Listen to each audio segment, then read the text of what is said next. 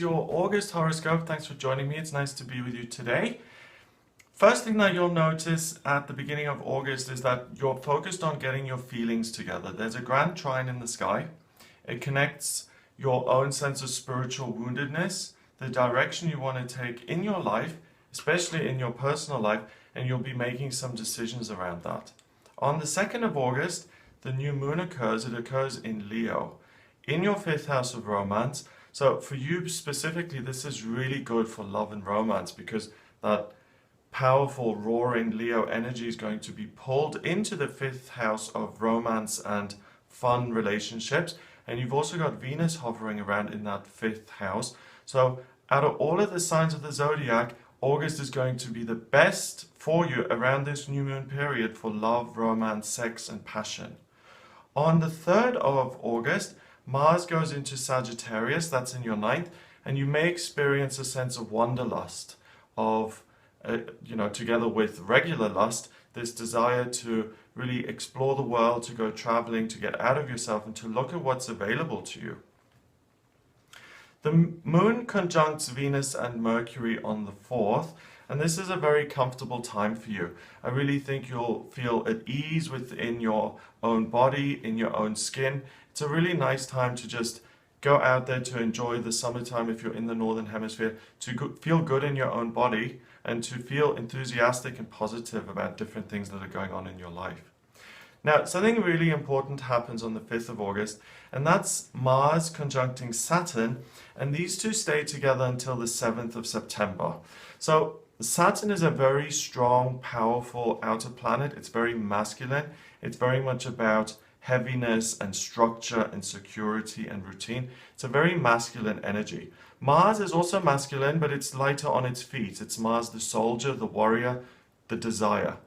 So when these two big men come together in your 9th house, you become very no nonsense about what it is you're doing with your life.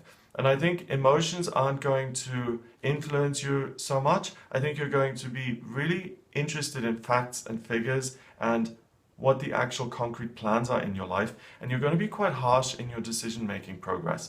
So if there have been things that you haven't been able to commit to because you didn't want to hurt anyone's feelings, or you weren't quite able to decide, this is really a time here, August, through to the 7th of September, when you are no nonsense, when you're not going to take everybody's feelings into consideration, and you can really trust your judgment. Harsh or not, you're acting and you're doing things in such a way that they're going to benefit you in the long run.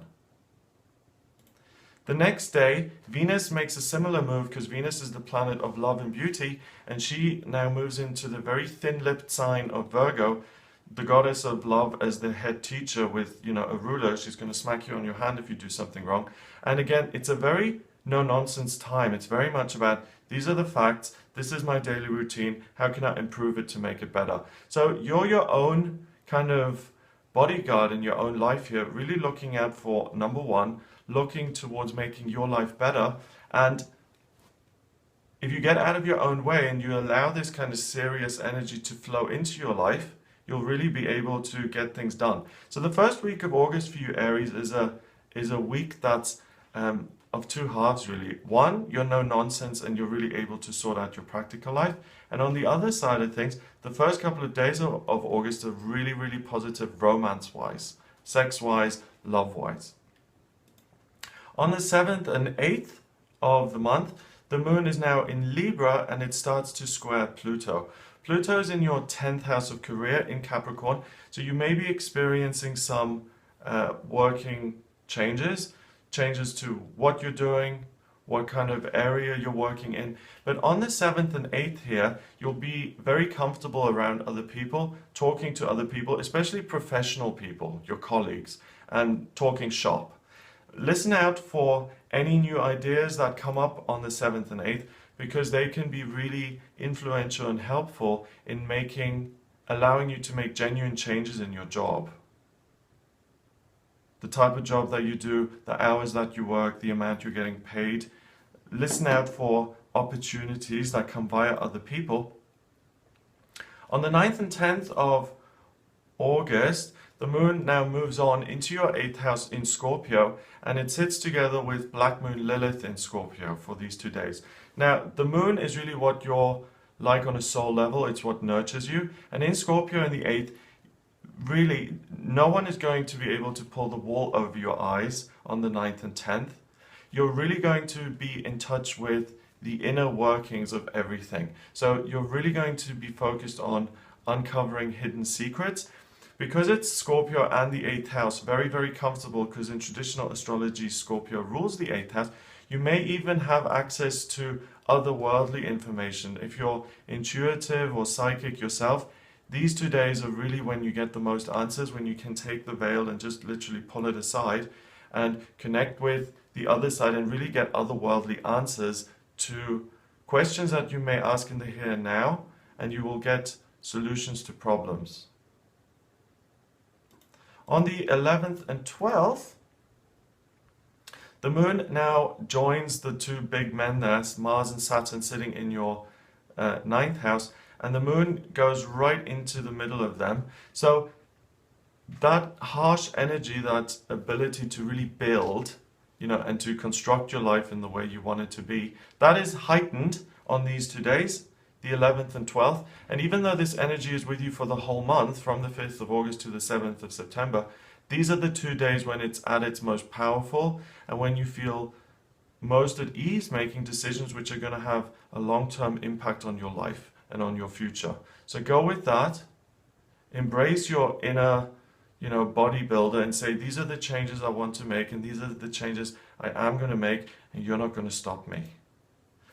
Saturn goes direct on the 13th. Okay, so this month of August is really manly, it's bombastic, it's grounded, it's strong. Saturn is scrutiny and restriction, and whatever part of the chart Saturn usually touches when it's transiting, it makes it a little bit more difficult. It has been in retrograde. Now that Saturn goes direct, he really unleashes his true power. And what you'll notice is that there's a loss of anxiety, fear, limitation, and restriction in your own life. And you really let yourself run free. And all of the things that you want to structure and secure and make solid in your life, you will be able to. Saturn is really the thing that grounds us, the things that gives us routine and structure in our lives, and you're totally aligned with that at the moment. On the 14th, Chiron quincunxes the Sun, and Chiron is the wounded healer. That's hanging out in your 12th house of spirituality with his buddies Neptune and the South Node. And there's a lot of kind of spiritual stuff going on all the way over there on the other side of your chart. I don't think on a day-to-day level you're too focused on that, because most of your personal planets are sitting on the other side of the chart in the 5th and 6th. So your day-to-day focus is going to be romance, day-to-day life, how to structure day-to-day life, how to make it more pleasing and positive for yourself. But now with this quincunx on the 14th, that gentle, warm, spiritual, healing energy of Chiron kind of creeps in. And this is the time to kind of soften the approach a little bit for the first time and really look at things that have been painful in the past and to try and implement those, or to try and amend mistakes made in the past, or to amend situations which were painful to you. So this is the first time really you're allowing the emotional side of things to come in. That is overtaken the next day on the 15th of August by another really huge square that starts to appear in the chart. Now Mars sitting there together with Saturn, Mars begins to square Neptune in your 12th house. And that square forms here on the 15th of August, and it's going to last until the 4th of September, so 3 weeks-ish, okay? So Mars and Saturn, they're sitting really, really strongly there.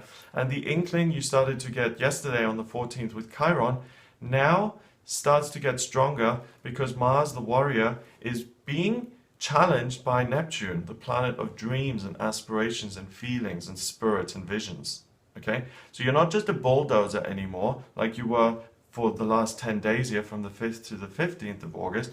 Now your guides, your spirits as in spirit guides, angels, people who support you, the unmanifest energies that do support you, they step in and they say, hang on a minute, you're sorting out your life, you're doing it all by yourself, we've got an input here too.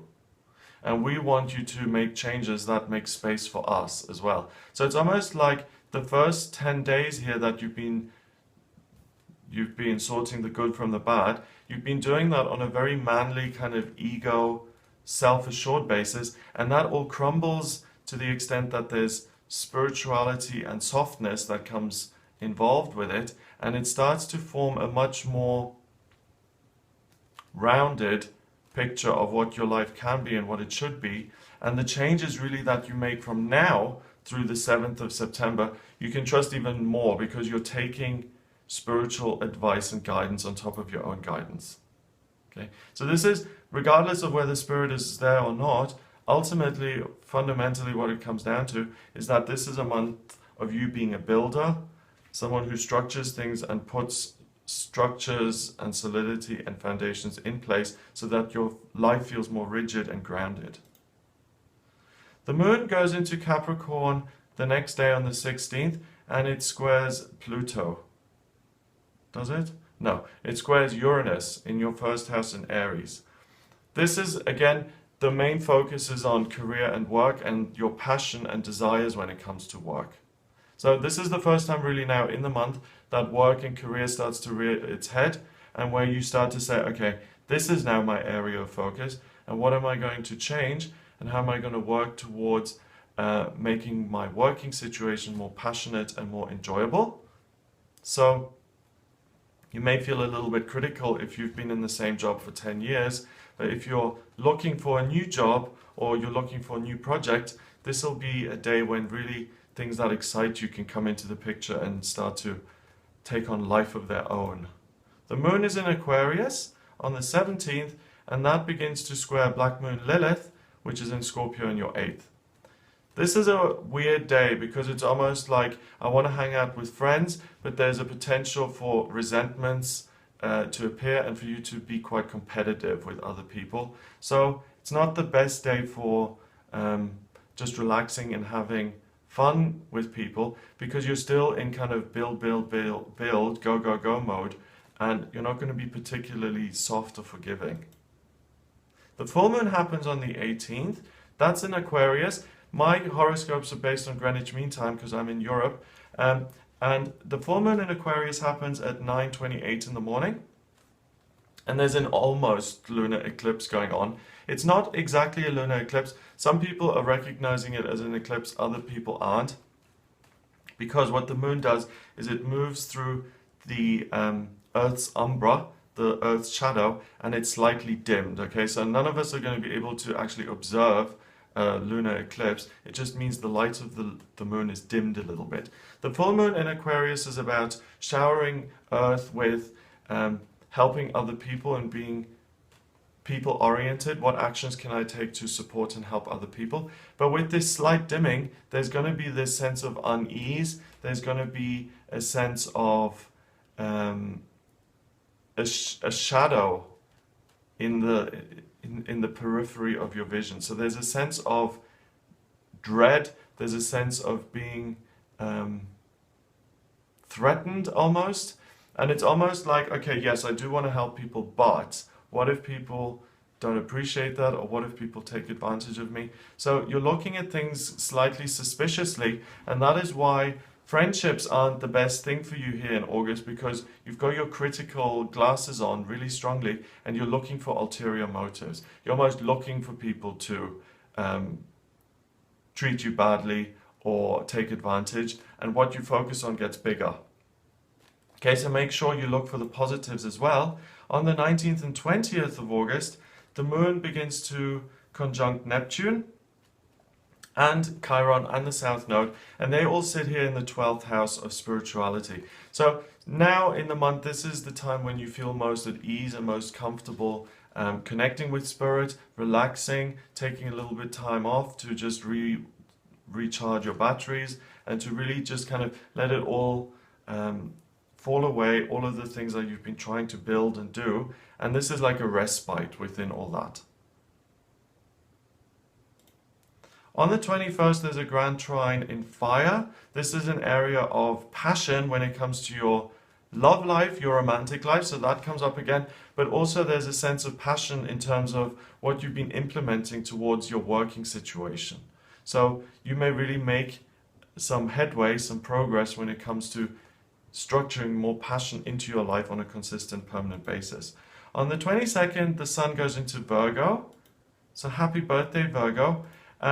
This is now a time that you have kind of been building up to already, with things being kind of practical and sorting the good from the bad and being really concise and cerebral about things. That will get even stronger now, and it's really about being practical and making good decisions. The moon goes into Taurus on the 23rd and 24th. You'll have some good news and you'll feel very much at ease dealing with money matters, financial matters. So if you do have to sort things out, or if you do have to negotiate a contract for money, the 23rd and 24th are the best day to do it. A grand cross appears on the 25th. Easy does it on this day. You'll feel very, very motivated. Specific things that bother you will crop up. Make sure you deal with one thing at a time so you don't spin yourself out and you don't get so motivated that you paralyze yourself with all of the things that you have to do. Really, really structure the day very well here at the end of the month. On the 26th and 27th, the sun in Virgo now joins all of this positive personal energy that you've got in your 6th house. This is now a time here at the end of the month where you will feel so alive, so comfortable, so well in your own body, in your own kind of physical system. It's a great day for physical activity, for sports, to do anything that requires your body. You know, if you're doing a Jackson Pollock and you're throwing the paint around, then this is a really good day to do it. You feel optimistic, you feel positive, you feel loving, you feel connected with your own sense of passion. Your libido is going to be there, positive. Jupiter is about, again, optimism and wanting to achieve things, to communicate with other people, to really go out into the world and to have a good time. So that's 26th and 27th. Plan something fun. It's a really great time to do that. The moon is in Cancer on the 28th, and it squares Uranus. So again, this is very much about energy. This is about getting things moving, and it's a great time to spend with friends and family.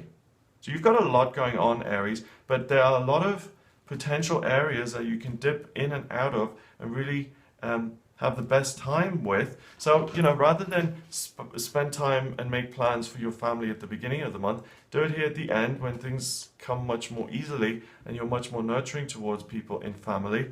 Whereas the beginning of the month, you're going to be more interested in sex and romance. On the 29th, the moon has now moved on into Leo. It's in your 5th. So again, the 29th is the very end of the month, back to romance, back to passion, and it squares your Scorpio rising. So really intense feelings. I want to really experience the other person. I want to connect physically and emotionally and really, really connect on a soul level. So this is like the honeymoon suites time of the month here for you. If you spend time with a lover, with an intimate partner, the two of you can really, really bond and connect like you never have before. There's real scope to dive deeply into each other.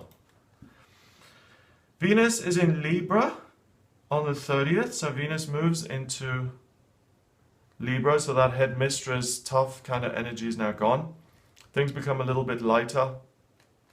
And despite, all this harsh builder energy, you've been able to slot romance into this month. So you've been doing well. Things lighten up. You don't become so driven to make everything structured. You're more interested in having a good time, focusing on other people. But Mercury goes retrograde here at the end of the month, and it stays retrograde until the 22nd of September. Mercury's in Virgo, in the sign that it rules, so it's comfortable there. But for Mercury to retrograde in Virgo, I think is quite significant, and it's going to be a powerful retrograde. Okay, so you may notice that physical, electronic things in your life start to play up, become a lot more problematic. Now that Venus is in Libra up there in your 7th house and you're connecting with more people, obviously there's scope for more misunderstanding, for the things that you want to implement to go wrong somehow, for the romantic side of things to get more complicated.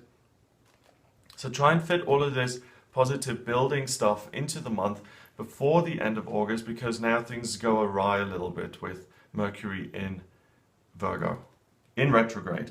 At the end of the month here, on the 31st, the moon is now also in Virgo, and it's preparing for the new moon and the solar eclipse that's happening on the 1st of September. So on the 1st of September, all of this Virgo energy is going to be sucked in like a vacuum cleaner, and it's a pit stop in terms of, okay, I've built all of this stuff in August, I'm going to review it, see what I've done, and then get busy again in September. So it looks like September, the beginning of it anyway, is going to be an extension of what you've done in August. So really use this time at the end of the month to review what you've done.